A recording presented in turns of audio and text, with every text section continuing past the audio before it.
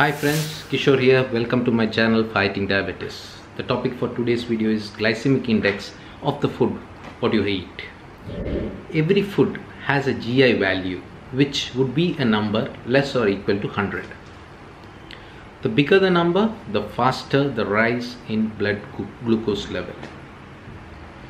Which means, now suppose you are going to have a food which has a glycemic index of say 70, the sugar level would go up compared to a food which would have a glycemic index of 40.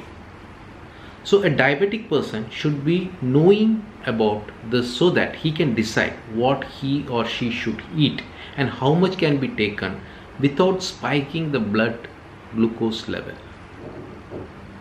Food with carbohydrates that break down quickly during digestion and release glucose rapidly into the bloodstream tend to have high glycemic index.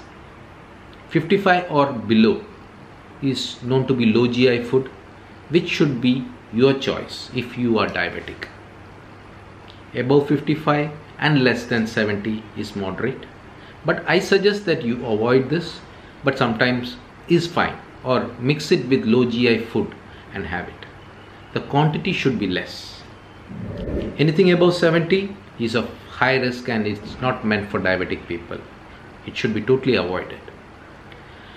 Now we need to understand that there are many other factors which would affect the GI of a food.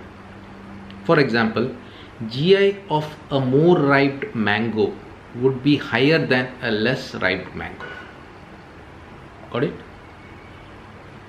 More cooking would also increase the glycemic index of the food. You can even decrease the GI by adding more fiber and fat to your food during cooking. For example, if you are going to cook rice, brown rice, and if you are going to cook way too much, the GI would go up. If it's not cooked if it is cooked low, then the GI would remain low. Hope you understood that. I'll give you some examples of low GI fruits, that is cherries, plums, dried apricots, apples, strawberries. You can find the list of food with GI values online. Please go through and check it so that you can find out what kind of food you should include in your diet. You should always have a low carb diet with more protein and fat if you are diabetic. So what should people with diabetes do? Diet is a very important factor to keep your glucose level under control.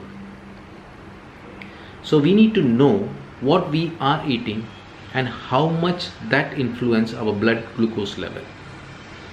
Now for the sake of understanding, I eat a breakfast of say 4 chapatis, wheat chapatis, which is normally known as, it's good for diabetes, some spicy dal curry and potato, no sugar added, and a cup of sugarless milk coffee. Now I have not taken any direct sugar. Wheat roti is good, dal is good, and potato and for health. Then I have not added sugar into my coffee, so everything is fine. But when I check my sugar level or a glucose level after 2 hours, I will find it high. Reason: high carbs. Milk will increase my sugar level. You don't need to eat direct sugar. If you are having more carbs, your sugar level would go up. What do I personally eat? My breakfast, it's usually early morning. I would have around 20 grams of whey protein shake with water, no milk, or sometimes I'll use almond milk, no sugar.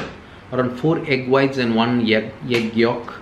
Little high protein cereal with some almond milk, some blueberry, almonds and other, and maybe a black coffee.